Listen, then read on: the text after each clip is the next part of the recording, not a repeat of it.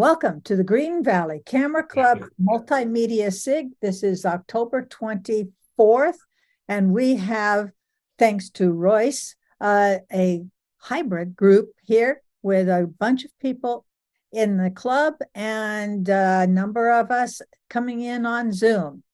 And so actually, I'm going to, are there any announcements for the good of the order before we get started? I just want to put out that we're going to be starting the showtime here again shortly. And so for people to get some videos ready, I'm going to be the understudy for Chuck Hill. And so getting videos ready to show at showtime in, I guess, December. We're starting the first showtime. Excellent. Okay. Anything else? Any other announcements? I'm not sure when Kevin's going to be back yet. I haven't heard, probably but for the next one. So our next meeting, by the way, is going to be then November 14th. It's the second Monday in the month, the second and fourth, and this one is the fourth. So anyway, get out there and shoot some video, and I know some of you have things to share today. So who all has something to share? Todd has something to share. Todd, okay. Royce does. Royce. I got a 40-second one for you. Okay. So Todd, do you have, Royce, do you have Todd's video on your laptop? Royce's is queued up right now, so you might want to do his first. And okay, let's do Royce's first then. Yeah, you're cute, all right. Where do you want this?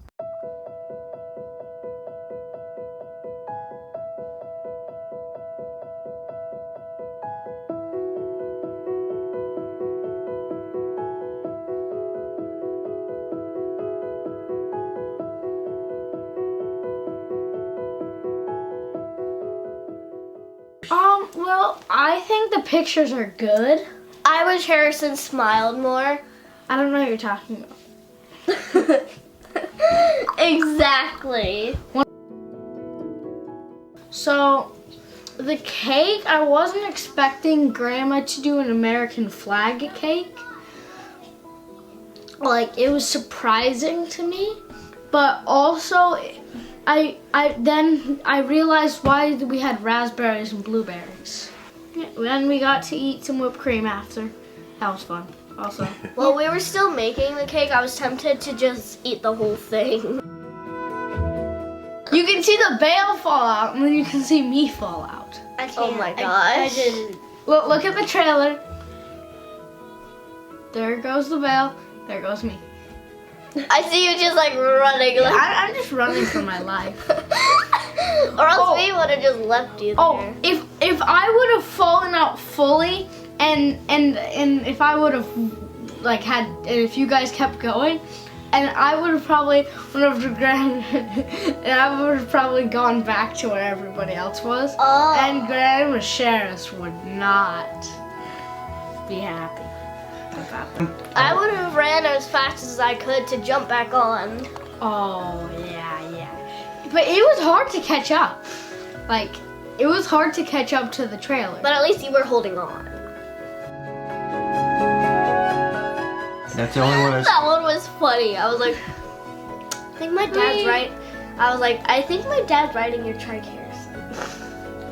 I know, I still don't like him for it. You what? Nothing. Because you were jealous of him or what? No, it's my trike.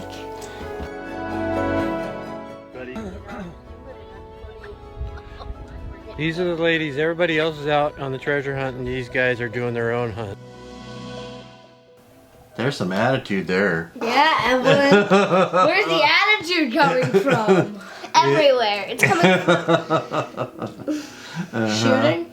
Yeah. Attitude comes from me about to rage. Wait, yeah, shooting. And I probably was about to rage because the scavenger hunt was too short. Too short? Yeah. I like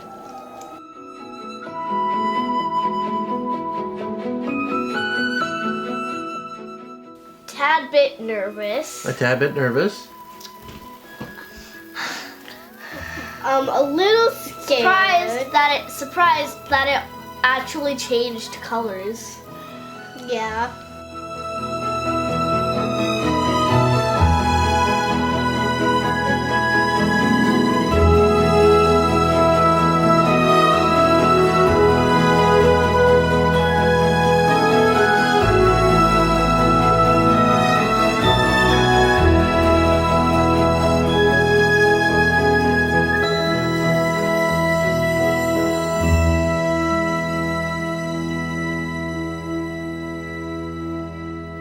And who's getting out? That's Isla.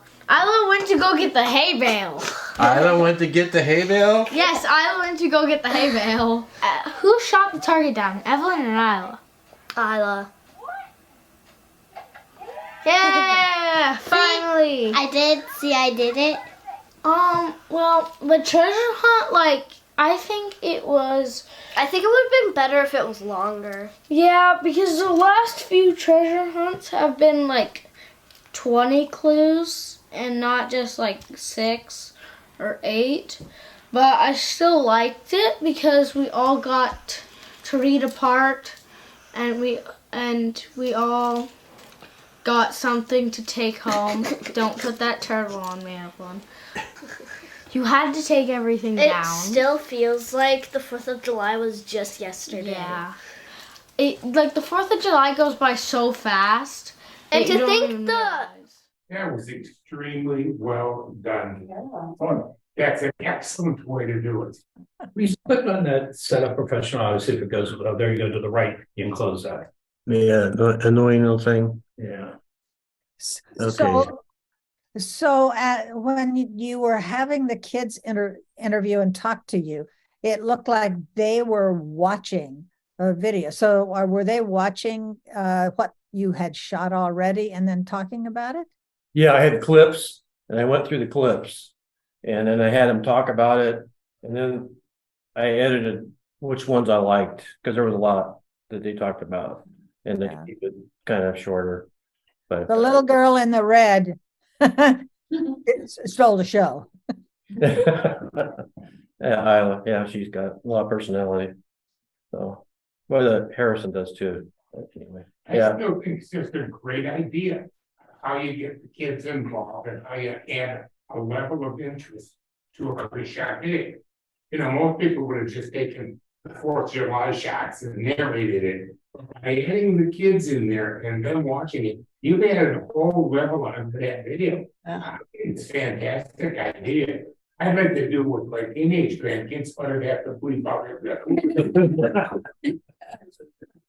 yeah, I tried to shoot it, like during the day when they're doing stuff, and I don't really get the feedback. That's interesting. And I go, oh, let's try it afterwards. And I got kind of a captured. There's not anything going on, so I was happy with that. Well, it's hard to miss for those kids. Kids were great. But the one thing that you did, which really made this work, was use the music to tie it all together. Yeah. You set the mood with that piece of music, and the kids, I thought it was great. Thanks. I thought it was delightful. That was just wonderful. Well, I can't object with that. Well, you could. Yeah. I would have gone about 3 seconds shorter at the end when he said 4th of July. I would have kicked it right there. Okay. And 4 or 5 words afterwards. That was just but neat. Hey, What a great idea. Thought it's your parole officer. I think you better take it. Yeah. They're not answered since I'm leaving the country here in 2 days. I tried experimenting with the transitions too a little bit with the little, instead of just a dissolve, more of a little flash in between too. I just dissolved into the work from it. That's the first time I tried the little flash. And I have a question. Were you taking the picture where the kid, where your grandson fell out of the wagon and was that like a drone? Drone, yeah. Okay. Oh my God. Yeah. What did you shoot the kids on? What camera? I shot it on my Canon. Yeah. It was on tripod right there. So yeah. Yeah. But we have 3 families to be all next door to each other. We do 4th of July, and we all have our own drones. So my son-in-law flies drone a lot, and I do. And so That was neat perspective. all that fireworks was my son-in-law. They went down the street, and he took his drone up into the middle of the fireworks. So that was all done. So, yeah, he did a good job. Yeah. There were a couple of the shots more, I think long distance shots. Did you try to do any haze removal or anything? I did not. And everything, because they seemed rather. The drone part of it, or the? I'm not sure. I'd have to see it again. Okay. But there were some spots like landscape shots that just seemed. What did you edit on? Which program did you? I use Filmora. Nobody knows. Yes, I do. It's a nice program. So, yeah. Filmora's a nice. So for the aside, it's free, basically editing program. It's based on Ubuntu Linux platform that they've redone for Windows. They did a really nice job with it. That's quite a nice little program. Yeah. It's more used in Europe more than it is. Oh, is it? Yeah. They keep making new versions like they're busy on it. So. Yeah. Well, Royce is more of a European. So, yeah, sure. Can I have 2 minutes of you guys' attention on this side? I'm and several of us are deeply concerned about getting people into the club for activities. And one of the things why I mentioned this is, I think we need a list of programs that we could install on these computers that would bring members into video ed. So they didn't have to buy a $200 program at home. They can come in here for the 2 afternoons and once they want to use it and use it here, and it brings an activity along to the club. So if you have any suggestions of something at Filmora, let me know. There's no reason we're not buying a bunch of computers. We're only buying 3 this year. So we can invest some money in software. And I think that would help bring people in here to work. do we have Da Vinci on these? I don't know. That may be way too far. Yeah, that's there's a couple of them like Da Vinci. There's one that's Da Vinci is free. That's there's one called Video Proc, and it's also free. Really good program, but once again, it's premier. No, I mean, no, really, it's at that level of sophistication. So it just depends. But let me know, and then I'll just pass it on to Phil. We'll buy the software and have it installed. One of the things that I think that we offer here that I think is great is the copying over the 8mm, the slides, the photos, duplicating that type of stuff. Because most people don't want to go out and spend the money to buy that to do it one time. And we offer that here. And I know a couple times I've been called by someone who wanted to use the 8mm one, since I've used it quite a bit, to come in my research work. Come in and help them set it up and show them how to use it. I just mentioned it because this is kind of like the appropriate place for people to suggest software that might be useful. And we're also going to order some canned instructional software, from Udemy, Domestic, Creative Live, so that we can then drag somebody in and say, okay, we're having a presentation tonight on how to do a documentary. We can't do it on Zoom because of copyright restrictions. You're gonna have to bring everybody in. With the new arrangement here, we can do as few as 6 or 8 people across the hall in the small room. So we have a lot of options on stuff. So if you have any ideas of something that might fit into multimedia in terms of instructional videos, also let me know. One of the ones I think that at least be useful for me, so I'm bringing it up, is doing video scripts, and how to write a video script, the components of it and how to make it storyboarding and scripting. Pardon me? Storyboarding and scripting are all very useful. Does anybody not talk about say something, right? I'd like to see a class on that's okay. I'd like to see a class on Audacity and how to use it. Yeah, we have Audacity and all these machines. And Da Vinci. Yeah. Well, Ronald installed on the free side without a problem, and the rest of it Bill writes a check and gets the passcode. And we install it, yeah. But with that said, like with what Sherry's saying with Audacity, I mean, Oh, just yeah. having a 1 day, a couple hour workshop or something, just going over the basics and showing how to use it, because I mean, Audacity compared to Da Vinci there's so much in there that most of us just don't even touch the tip of the iceberg. No, But you could have a session on one aspect of Yeah. it. Yes. Not the whole program, just here's how you do this thing and offer that. I think you would be able Yeah. to pull people in for short little informative classes. So thank you, Royce. Yes. That was thank you. fun. That was fun. So I think next up is Todd. Do you want to talk to us about it? Well, this is from the first weekend in October, the 50th anniversary of the Albuquerque Balloon Festival.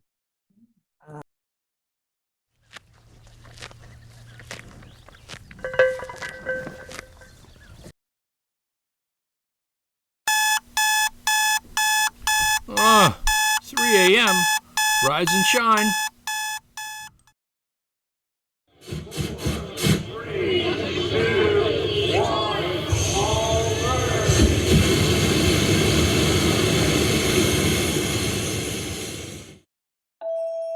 At 5:45 in the morning, we were treated to a drone light show. With most U.S. states represented and balloons from 22 countries, there were over 500 balloons at the fiesta. One of the reasons balloonists come here is for what's called the Albuquerque box. At dawn, the low-level winds push south. As the balloons ascend to upper winds, they push north. If lucky, they can land back at Fiesta Park. The Dawn Patrol balloons are a special honor for pilots. The honored pilots lift off during the pre-dawn blue hour, and they light up the sky like ornaments on a Christmas tree. Truly a beautiful sight.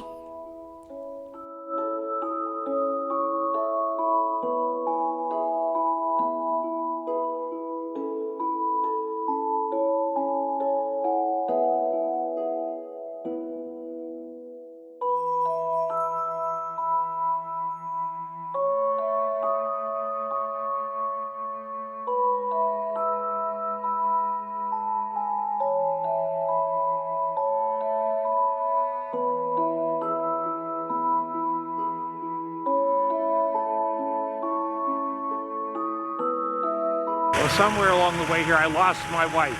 I have no idea where she is. We were watching them fire them up with the glow here before they took off. And I turned around and I can't find her. I walked up and down this aisle, but we have one of the cones. I said, if we get lost, meet me at the cone.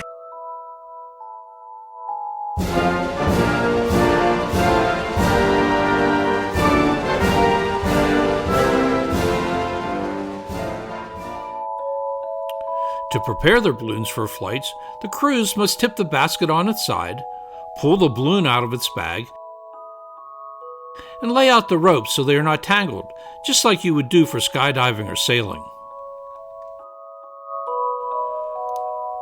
The balloonists use fans to start filling their balloons before they fire up the burners.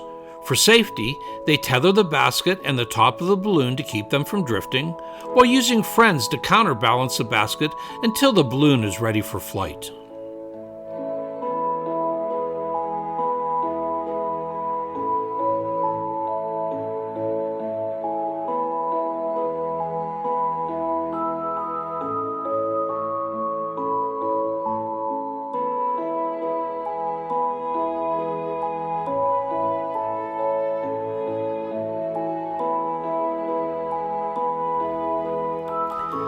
The Albuquerque Balloon Festival is an amazing sight. If you ever have the chance to experience it, you should go.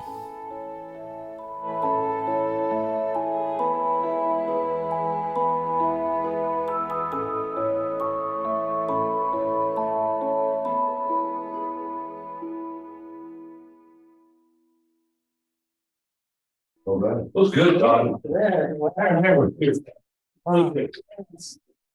Beautiful. Thank you. And what I really, I mean, I'm not saying this in a bad way at all. I like the one, it wasn't too long, wasn't too short. It was just everybody's attention at the information.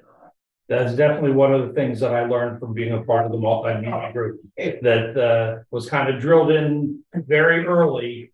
Me attending the meetings is don't make these things ridiculously long.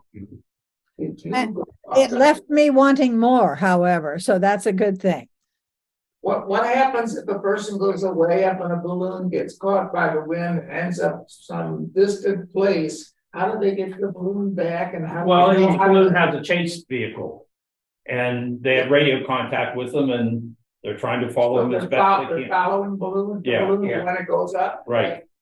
But as I was shown there with what they call the Albuquerque box, the winds blow south in the morning, or the lower winds are south, and once they rise, they go back to the north. So what the pilots try to do is land back in the park, but no one jumps in their car and goes after them at the very beginning. They kind of wait and see where they're going, and then they track them down. Yes, well, beautiful. Well, you had two shots in the technique that really worked well, I thought. One of them was the straight up where everything was kind of turning. Yeah, that was a nice shot. So that was superimposition of the cell phone, I'm assuming. Pictures, individual pictures. I thought that worked. It's great. So the shot was with my gimbal, and my gimbal does a 360. Yep. So I thought that was great. And you're still using the Ronin? Yeah. Parachute. Yep, parachute is coming down. Right, right, exactly. It's real down. And so are you using the band around your neck? Yes. Yeah, it's just too darn heavy to. I bought the handles. They help. Do they? Yeah. Yeah, I've thought about that, but for right now I'm trying to say, okay, just use what I'm using for now until I get my next camera. Yeah, I don't want to hear my wife's name. My divorce lawyer's name is. I love the part where you said, I lost my wife. Yeah. It just happened.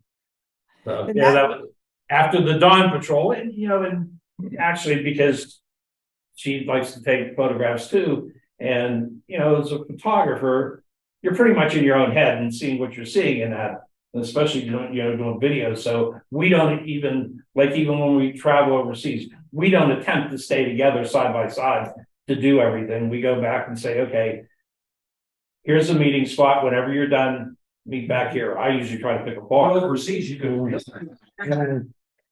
lose early. We'll find out next week. Where are you going? Egypt. Oh, wow. Yeah, we did. You may want to stay closer. Well, yeah. No, that's actually we were talking about earlier because my two sons that have been there in the military, they called me specifically and said, "Dad, do not go off on your own." Yeah. They're like, stay with the group and everything. And Patty Ferguson, because she just came back from the trip, said that they actually have an armed guard with each tour. Wow. Yeah. And they were doing that back in, I was there in 2005, and we had armed guards in our van and as escorts. But you gotta show that at showtime, you'll give them a shot. Yeah, fun. I mean, any suggestions anyone has on? It could have been a little bit, I agree with Grace. I hate to agree with Grace, but I know. it could have been a little bit longer because I was maybe asking for more. I agree with you. I know there's a lot of I left out and everything, but right, wrong, or indifferent, I tend to try to stick to whatever the length of the music is. Makes sense. Yeah. So this again was just fine. But you can cut up those stems. You can make it any whatever you want. You need to learn how to cut that music so you can take it and kind of just extend it a little bit, and nobody will know. Yeah, that's what it's good for. Yeah, this music, this is the second time I've used it. It's Derek and Brandon Fletcher And they write the music for video games. And so the one That's the one you asked permission. Yeah, I asked permission. I sent them an email, asked them, say, hey, is it okay if I use this? I said, I just do videos. It's not monetized or anything. And they got back to me within an hour and said, absolutely, use all the music you want and everything. And so one of how I found out about them was because with this trip that I'm taking to Egypt, I had been listening to the History of Egypt podcast, and they actually had them, the podcaster had them labeled there as one of the musics. And I was saying like, oh, well, that's going to be good music for me to use with Egypt. I mean, it's that theme, but I mean, these guys write this theme music for all kinds of different, type of events or type of video games and things like that. Yeah, I had good luck. I think everybody teases me about my copyright violations, but I actually wrote somebody a letter, like you did this summer. I'm doing a docu in Michigan for an animal rescue group. And there was a song called Choose Me about a dog. I thought, I heard it on the radio, so I wrote to the people that did the song. Sent me back a nice letter, including a release. They've donated the song for nonprofit groups to use for exactly what I was doing. And he even gave me a printed release and everything. He said, that ought cover you on YouTube or anything you want. And they donated, he said he's donating another one about a cat so that they can, these animal rescue groups can really use it. Yeah, YouTube. Oh, yeah. Yeah. You don't have that. Yeah. So, and that's another whole topic, YouTube. There's so much potential there. It's almost scary. Yeah. Yeah. Speaking of that, one of the video that I did recently, the bird's eye, the one over the tulip fields in the Netherlands, the music was through Thematic. And I've gotten a couple of emails from them saying that I do not have them listed properly. And so I saw what they sent me and I looked at what I had, which the only thing that I had different was I had the name of the song first, then the artist, and then the licensing. But then I just got an email back the other day saying like, no, it's not licensed right. And I'm like, well, tell me what the heck it is, because I have what it is that you say I need to have in my video. And I haven't heard back from them yet, but there's been several emails back and forth about it. And I'm kind of almost to the point saying like, yeah, forget it. I'll use these other guys. I'm sure they'll have music that I can use for it. So Todd, can you tell us again what the music group is that is doing the music for the games, and I can put it in the notes. I will. It's Brandon and Fletcher, or Brandon, Derek and Brandon. It's Fletcher, but I'll send it to you. Yeah, send it to me so I have it right. So I spell it right. Good. Right. Yeah. Sounds good. All right.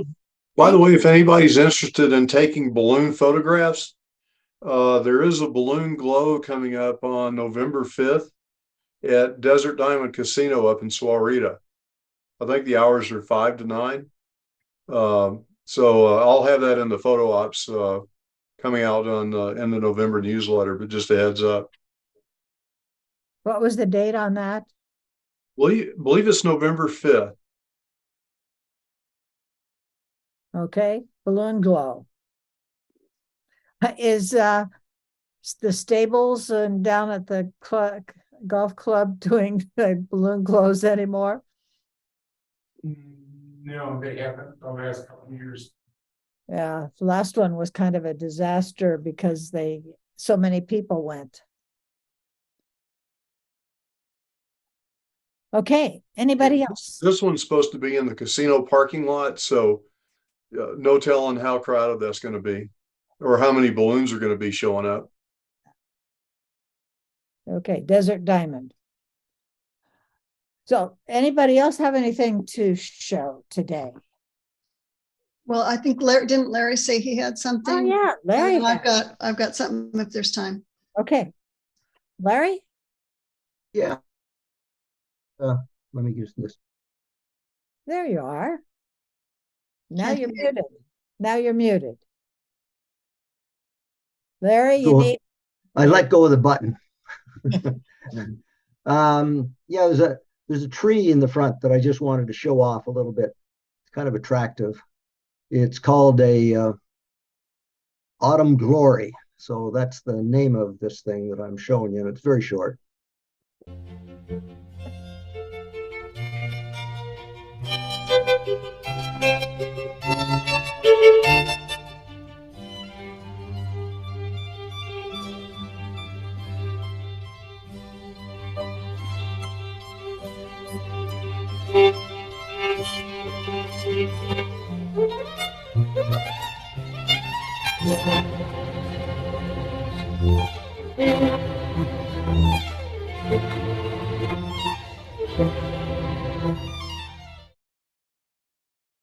okay, well, Beautiful.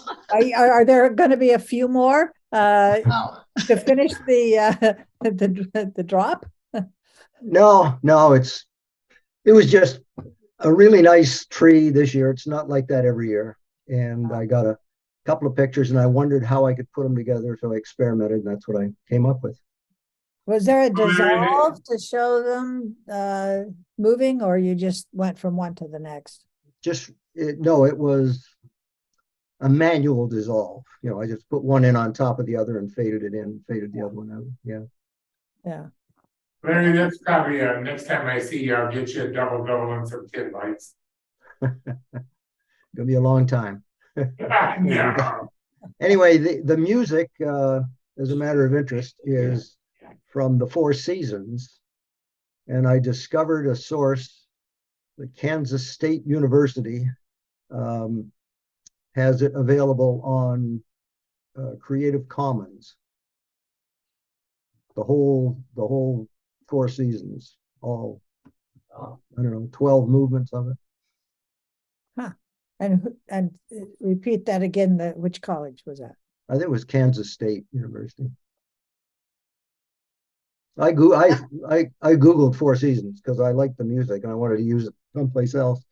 And lo and behold, it came up. And like I said, it said Creative Commons. So it's available. It's a Creative Commons non-commercial, that how it's licensed. Yeah. Creative Commons SA, I think they call it. Yeah. Well, there's several different ones, that's why I asked. Yeah. So you don't need to ask permission on that. That's my understanding, yeah, from the way the Creative Commons works. Yeah. Creative Commons. Do you have to be a member of Creative Commons? No. No. Some of them require you to post their little logo at the bottom. It just depends. Okay. Yeah, they license them in various different ways. Some of them are always non-commercial, some are commercial, some with notification on the piece. It just varies, but Creative Commons is very common. Common use. Okay, good to know. All right. Well, keep getting out there and practicing, folks. And does anybody else have anything for the good of the order before we just call it quits for today? No, and thank you, Grace. We appreciate it. Oh, you're welcome. You're welcome. And Royce for getting us set up here. Right, I'm new to the group and excuse my ignorance. I wasn't sure what all of this was about. We're not either, so you're not. Yeah, anyway, I hear you talking about your gimbal, so you've got obviously some sophisticated equipment. What is available here? Can I take my iPhone videos and edit them and do things over here? Can we plug them into the computers here? You're talking to the wrong person about that. Is there editing? We have something. We have editing here. Yeah. That's what this room eventually is gonna just be for. Yeah, this is gonna be a digital dark. Right. So you get pictures off your iPhone onto the computer is another whole discussion, you know. Most of the people that are using iPhones have it set up so they immediately, when you take video, it goes to the cloud, then you can log in here go to Apple's cloud and transfer the video onto a machine. The people that are using Android phones are going to Google Photos. Same works exactly the same way. Then I log on to the computer here, open my Google rather than plug it in. So I'm gonna get cloud service, I guess. Well, no, you need, not need, you can plug don't it need in. You don't You can email it to yourself. I mean, there's a multiple ways. airdrop it to yourself if you Yeah. can. And if you bring a thumb drive, you can, take it home, but for your editing from your iPhone, you would probably use iMovie, which is free and it's on your phone. But it's a first step into learning editing tools because they're very similar. Anyway, it's fun, and yes, and there are people who can help you there at the club. I know Kevin is an Apple person, and there are others, I think, maybe clandestine. Anyway, so anything else? And welcome to the club, and I hope you come back because there are little tidbits you will be able to learn. So I'm signed up to learn to be a monitor, and you're gonna suck me in. So good. Yeah. We recently put together a list. I don't know who put the list together, and I don't even know where this list is, but it shows when each of us, what software we're using, what cameras we're using. So like all the people that are using DaVinci are listed in one group. So a new member or someone who's interested in something can access that group of people and say, hey, I want to learn how to use DaVinci or iMovies or whatever. Does anyone know where that list is? Someone put that together here. Kevin knows. I think Kevin. Ask Kevin. Didn't Kevin do it? Kevin did it, if I remember. Yeah. Well, he'll be back, I'm sure. Okay. Yeah. Okay. Well, I'm going to go ahead and stop the recording right now. And you folks have a great week. We'll see you in a couple of weeks. Okay. Thank you. All right. Thank you, Race.